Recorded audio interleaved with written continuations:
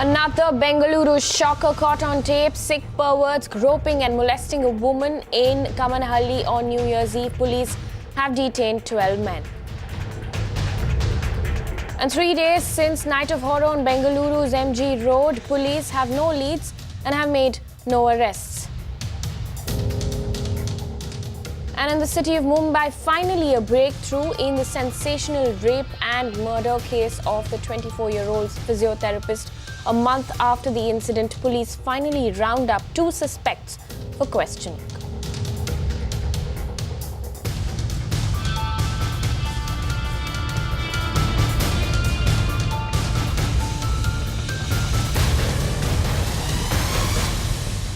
You're watching the Urban Debate 360 on Magic Bricks now. I'm Amita Balachandra. Straight up to our top story. Another shocking video surfaces in Bengaluru. A woman is seen getting molested by 2 men on a bike. CCTV cameras on street captured the horrific incident which occurred in the city's Kamanahalli area. The CCTV footage which surfaced on Wednesday shows a woman getting down from an auto rickshaw stopped by 2 men on a bike. The pillion rider then gets down and molests her. He pushes her to the ground, and few moments later, the 2 goons flee the place after the victim raises alarm for help.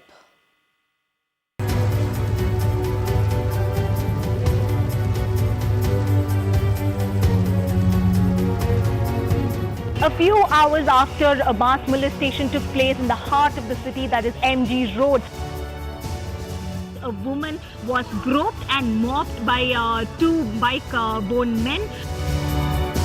We did not waste any time. We have registered a criminal case suo motu without waiting for complainant, without even talking to her, because what is visible and which is a credible evidence, there is no need to delay. Around 5 o'clock, these 2 girls approach us, and that's when we played back the footage and we came across such a disturbing incident. We are really shocked. It is totally unsafe to girls and to everyone. हम लोग का इधर औरत लोग को भी रात में नहीं घूमने सकता है, इधर का लोकल आदमी नहीं जा सकता है. ये पूरा बाहर का आदमी लोग आके इधर पूरा रात पूरा घूम के इधर पूरा ऐश करता है, मजा करता है.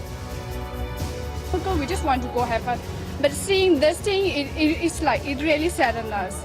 It's really discouraging. What do I feel is like this Bangalore is becoming very worst, and seeing this video I really feel like there's no liberty for girls anymore, and I just want government to take some actions against this. No, after seeing this video I don't feel safe at all. I come to college and go home very late, don't feel safe at all. I don't know what these common people are doing. They tell they have so much of like rights for all these girls, but I don't think so. They really care for girls. All I feel is they are very careless. Absolutely shocking incident in Bengaluru there. So far, 12 people have been detained by the Bengaluru police for questioning. Meanwhile, after 3 days of outrage over molestation of several women in the heart of Bengaluru, police have finally registered an FIR as the incident sparked widespread fury with no action from the police. Bengaluru's new police chief, Praveen Sood, through a series of tweets, said that his team was working on the case silently. Shrija gets us more details. It's been 4 days since the mass molestation incident that took place at the stroke of midnight on MG Road. In fact, Bengaluru City Police Commissioner Praveen Sood has finally clarified that they have spent hours sifting through the footage from 45 CCTV cameras and have found no evidence of molestation, and no arrests can be made because of that. The City Police Commissioner also told us that they were going to release the unedited version of the 2-minute footage of the alleged case of mass molestation on Police Commissioner's Twitter handle. Also, Praveen Sood, despite elaborate police security arrangements, women were molested. And remember, all this happened despite the presence of 1,500 policemen deployed on MG Road, Brigade Road and also Church Street. In Bengaluru, Shrija for Magic Bricks Now. Meanwhile, in the city of Mumbai, rape victims' families sees hope of a breakthrough in investigation. Early 1 month after a 24-year-old physiotherapist was raped, strangled and set afire in her own home in Vile Parle. Police claim they have made a headway in their investigation. Disha Shah gets us more details.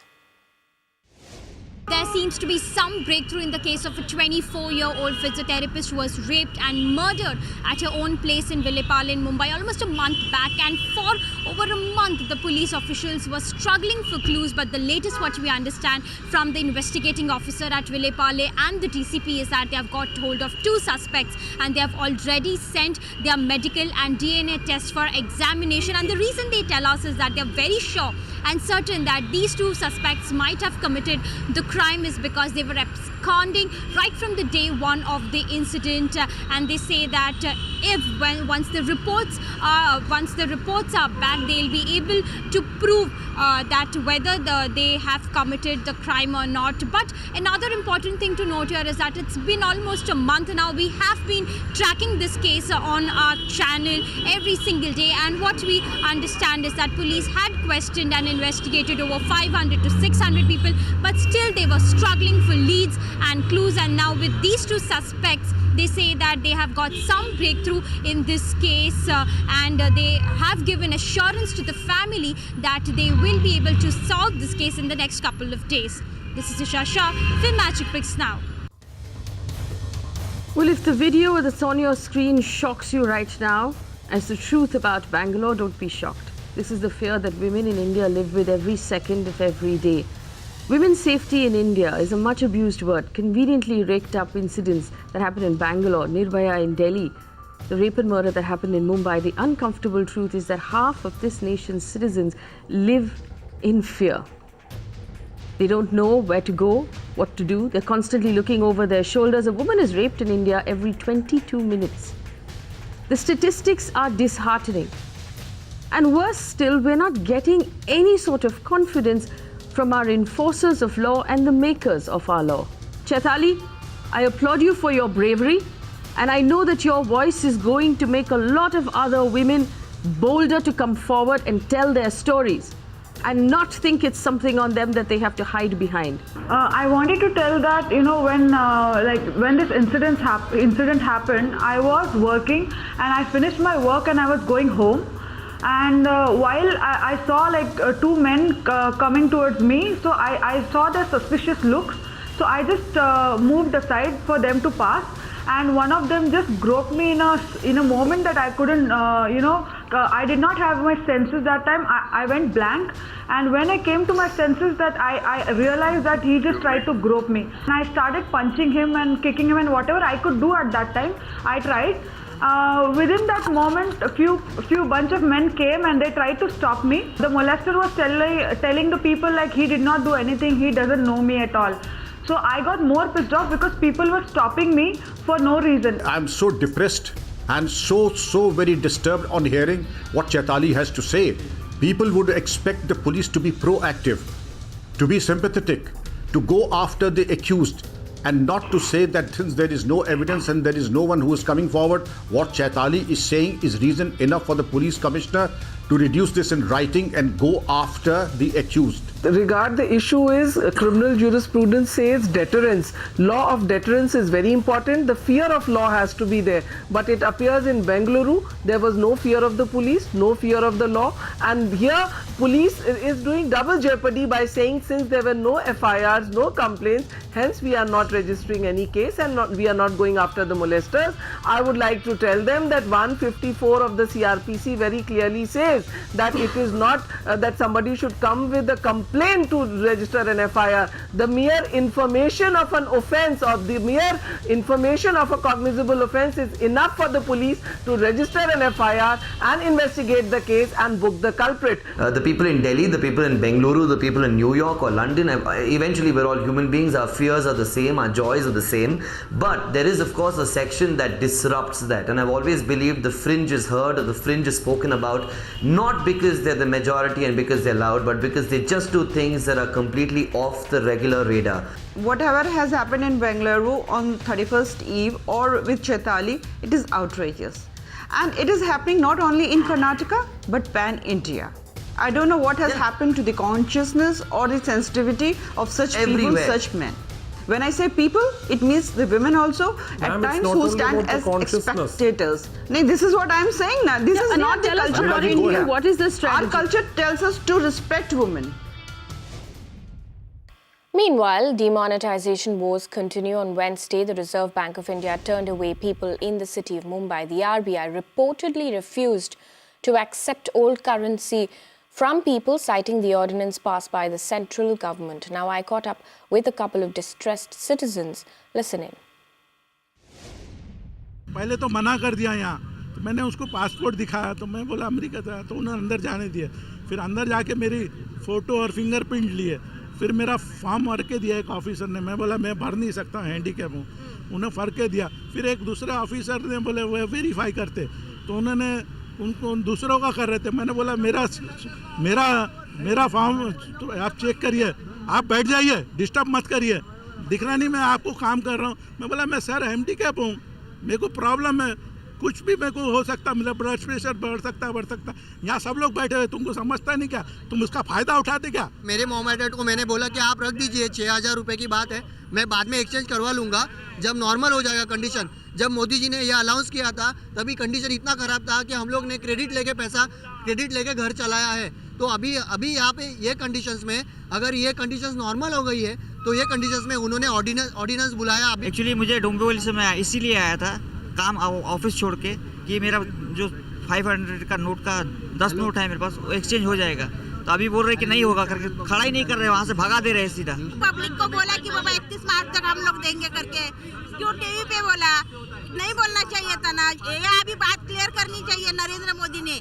ये नहीं होना चाहिए, ऐसा नहीं होना चाहिए, सब public इसके लिए खड़ी है। देव पूजा में ना उसमें पड़ा हुआ था 505 रुपए रखा था, तो अभी मैं लेके मैं बोला ठीक है 31 मार्च तक तो अपना है ना, उसके लिए मैं आया हूँ करने के लिए। और मुझे कल पता चला कि ऑर्डिनेंस लाए, ये सर्जिकल स्ट्राइक कर दिया हमारे साथ।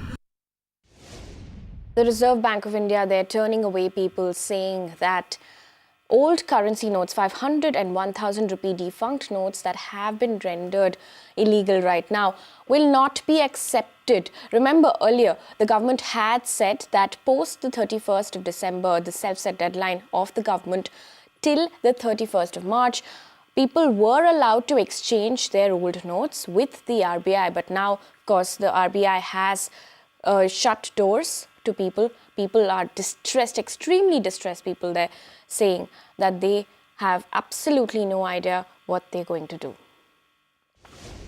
Moving on now, the ED or Enforcement Directorate, meanwhile, has summoned top jewellers in the city of Mumbai in association with a money laundering racket worth 70 crore rupees. Now, the ED suspects these jewellers were involved in converting black money worth 70 crores into white post demonetization. My colleague Aishwarya Palwal gets us more details. The Enforcement Directorate has summoned Ritesh Jain, who's the MD of Oro Jewellers, and Manoj Punamia, suspecting a case of money laundering. Now, ED sources say that both these jewellers sold gold for old currency notes post-November 8th. They're also suspecting that money worth 70 crores has been laundered by both these men. ED found out traces of money have also been parked into shell companies. According to sources in the Enforcement Directorate, this laundering was done after backdated invoices were made in the name of these shell companies post demonetization of 500 and 1,000 rupee notes. Turnover of shell companies saw a sudden spike post demonetization, and that is how the Enforcement Directorate got to know about all these transactions. Now, according to ED, many citizens had bought gold, both in the form of bullion as well as in the form of jewellery post-November 8th. They are suspecting that the money that was used by buyers was unaccounted for, as they say that buying gold just after the news of demonetization broke was not possible in white money. Now, many jewellery shop owners had started generating fake receipts for all these sales that happened after demonetization. This money that was generated by these sales, coupled with black money which was there with the jeweller, was then transferred into many shell companies. This came to ED's notice after the turnover of these shell companies shot up from 1.5 crores to 70 crore rupees after November 8th. Prima facie, Enforcement Directorate says that this is a clear case of money laundering. In the meantime, in some good news coming in for citizens, gone are the days when you cringed after paying service charge, even if you were not entirely happy with the hotel service. Now, the new advisory from the government has clarified that the payment of service charge is optional, which means you don't need to pay the charges if you don't wish to. Hoteliers predictably are opposing this move. But what do citizens think? Richa Sharma gets us this report from Mumbai. Payment of service charges at eating places and restaurants like these will be entirely a customer's call from now on. A notification was released by the Ministry of Consumer Affairs a few days back, which stated that if a consumer or a customer is not satisfied with the services given to them at a restaurant, they can certainly deny paying the service charges levied along with the bill. This has been received with a lot of criticism from the industry bodies and restaurant owners, who state that they levy these service charges because for the services that they provide to the customers, and it directly goes to the staff working there. They charge anywhere between 5% to 20% right now, depending upon the restaurant and the services that they give. And bodies and industry bodies like AHAR have also stated that if a customer is not satisfied and if they don't want to pay those service charges, they are welcome to not come to those restaurants. Now we will have to wait and see if customers will be happy with this decision and if the restaurant owners will be willing and accepting of this notification or not. This is Richa Sharma for Magic Bricks Now. You need to make sure to the client that service charges are applicable, or at the entrance you put service charge is applicable in this restaurant. So the customer has got the right to enter or not to enter as per his choice. We do mention it on our menu card that we levy a service charge of 10%. Also, it is open to the customer whether they want to opt for it or they don't want to opt for it. Usually, most of the customers in our experience do not. They are well traveled. They know the practice, so they do not make any. They understand that they have to pay the service charge. If a customer if he is not enjoyed his service, if he has not enjoyed his service experience, he has every right to refuse, and we don't deny it. But at the same time, it is also something that it's not illegal, and we are not asking them for something which is off the block. It is very clearly mentioned on the menu card. So customers have a choice, really. Most of the restaurants, they do a lot of good service, so I don't mind paying service tax. But in some cases, I think it's really they should not charge service tax because the service is not good, the food is not good. You should be paying the restaurants the service charge, because that's the poor people. The guys really work. They make sure your dinner is fine. They make sure you're comfortable at a restaurant. And I think it's a small thing. I don't think there's an issue with it. Sometimes, some places, I don't know what the percentage could be. It could be sometimes 15%, 20%. It should not depend on the restaurant. It should depend on the customer. If he feels satisfied, then yes, it should be by the customer's choice. I feel it's a good decision that the responsibility has been given to the customer. And in today's day, the customer is the king, so customer has to choose whether he is satisfied with the service or no. And depending on that, the customer will pay the service charge what he want to pay. I think it's fantastic. It certainly enables the tourist or the customer to have the right of say in the restaurant. It also increases the service, increases the service that the restaurant provides. On to some news from the national capital now. Fruit, vegetables and flower mandis or markets are set to get a makeover. Delhi government has proposed a budget of over 800 crore rupees to modernize the existing mandis. In fact, 140 crore rupees has already been allocated for the flower market at Ghazipur Mandi. Deepa Rana gets us more details. The Ghazipur Mandi is all set for a makeover. Even the flower mandi in Ghazipur is going to have a facelift. Both of these mandis are going to be changed into e-mandis as part of the Delhi government's Mandi modernization plan, which aims to change the existing mandis into e-mandis by providing more of technological features to all of these mandis in Delhi and NCR region. In fact, as per the plan, over 800 crores of budget has been allocated. Rupees 140 crores crores is going to be invested in Gazipur for changing the makeover of Gazipur Mandi as well as Flower Mandi in Gazipur.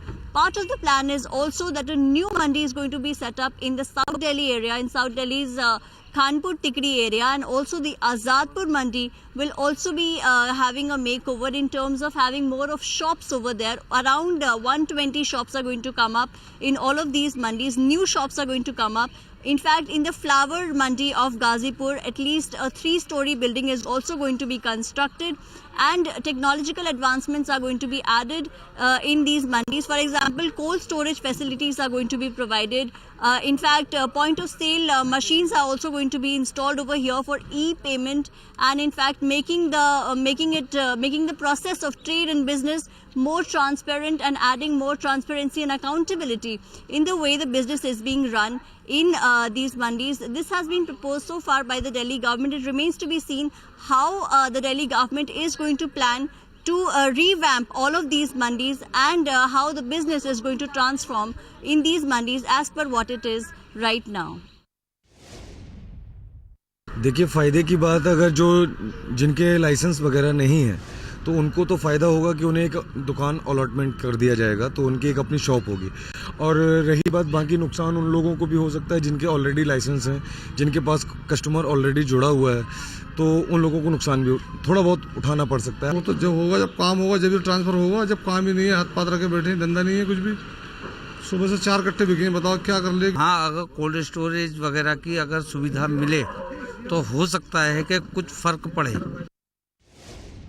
Moving on to our special series Mumbai Court. Today we take a look at the city's original trading hub, C Ward, which stretches from Abdul Rahman Street to VP Road in the city of Mumbai. Suesha Sawant gets us the grit behind the glitter of what is one of Asia's biggest centres for jewellery making.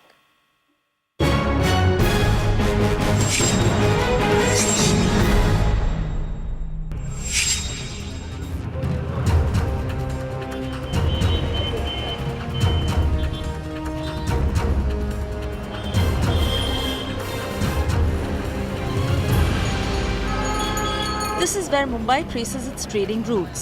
Dana Bandar, Mithi Bandar, Chira Bazar, Loha Gali, Kalba Devi. Literally a street for trade in every commodity. Home to nearly 40 wholesale markets and Asia's largest jewellery making hub, congested lanes, illegal dilapidated buildings, haphazard parking and traffic jams are an everyday reality in Mumbai's C Ward. Ward sees a growing menace of pollution caused by illegal goldsmith factories, jam-packed roads and water shortage. Although due to demonetization currently, the work for goldsmiths has reduced, hence reducing pollution levels slightly, but on the whole, not much has changed. But the posh South Mumbai address does little to improve the sagging infrastructure of this area. सब जगह पे देखो आप दिख रहे हैं कि यह सब कचरे पड़े रहते हैं। कई बार तो 2-2, 3-3 दिन भी नहीं उठता है, ऐसा ही पड़ा रहता है। सबसे ज़्यादा इलीगल कंस्ट्रक्शन सी वार्ड में ही है। स्ट्रक्चर्स वगैरह जो है काफ़ी पुराने हो चुके हैं इस बिल्डिंग के, और यहाँ पे एग्जैक्टली क्लस्टर डेवलपमेंट बहुत जल्दी नहीं हो पा रहा है। They need to be restructured, they can fall any time. इधर पार्किंग का बहुत प्रॉब्लम है। ये जो गवर्नमेंट है ये आम नागरिक को लूटना चाहता है। ये मुंबई हमारा है, सालों से हम यहाँ पैदा हुए, लेकिन इधर क्या है, किधर भी गाड़ी खड़ा करो पैसा दो। फुटपाथ यहाँ पे है कितना मैडम, आप देख लीजिए, 1 फुट या 2 फुट फुटपाथ है। The ward is also home to most of the city's old structures which are in need for immediate repairs, and residents here eagerly await a workable, practical plan for cluster redevelopment. Cleanliness is another key issue that has plagued this ward. Apart from the garbage in the house gullies and constant road digging, the litter is also caused by the floating population that comes to these markets for shopping. Another battle that residents constantly fight is the water issue. Owing to low water pressure, residents are forced to use motor pumps. बास आती है पानी की, कचरा पड़ा रहता है, बास आती है। टाइम पे पानी आता नहीं।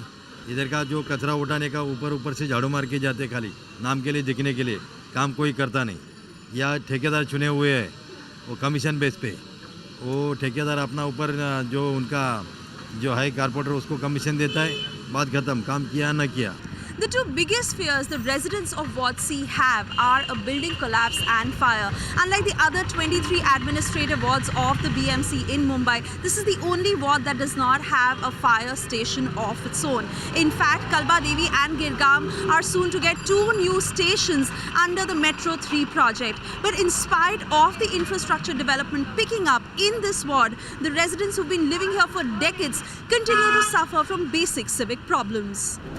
While corporators here have pursued the issue of garbage and pushing for a fire station for the ward, they feel the lack of support from the corporation is the reason for no development here.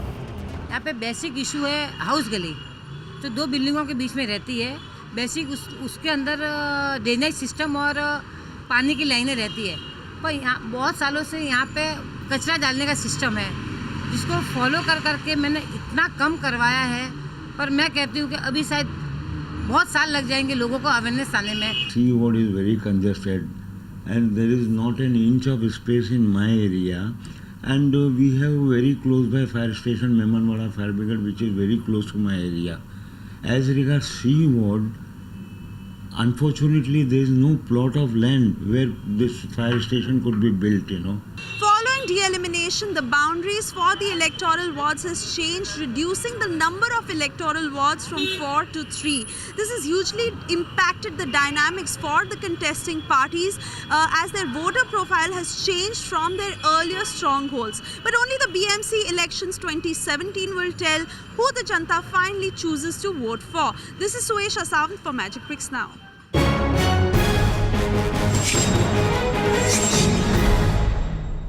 Now, with the run-up to BMC elections, we're going to decode every one of the 24 wards in the city of Mumbai. Make sure you tune in to this series before you cast that vote.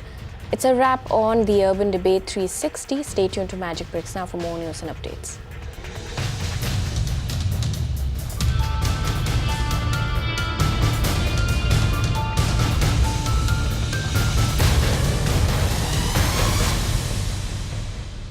You can watch live TV on our website mpnow.in. Find us on Facebook at facebook.com/magicbricksnow. And don't forget to click the like button. You can also follow us on Twitter at Magic Bricks Now. To stay updated with all our programming, hit the subscribe button on our YouTube channel by logging on to youtube.com/magicbricksnow.